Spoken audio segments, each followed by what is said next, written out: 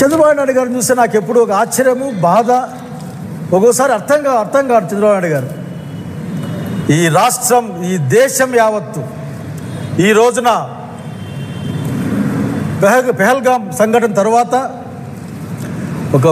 ఒక విధమైన ఉద్రేకంలోనూ, ఒక బాధలోనూ, కోల్పోయిన ప్రాణాల పట్లగా అనుబంధంతో ఈ రోజున అన్ని ప్రయత్నాలు చేస్తూ ఉన్నారు భారత ప్రభుత్వంతో తప్ప. ఇది ప్రతి ఒక్కరు మాట మాట్లాడతారు.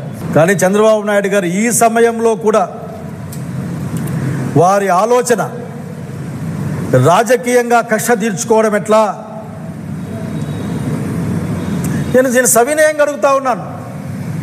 మా గురువులు నాకు నేర్పించిన విద్య, ఏదైతే నీకు బాధ కలుగుతుందో అది ఇతరులకు చేయకపోవడమే, చేయకుండా ఉండడమే అత్యంత గొప్ప ధర్మమని ధర్మశాస్త్రాలు ఘోషిస్తాయని మా అయ్యవారు నాకు చెప్పారు. మేము నేర్చుకున్నాం.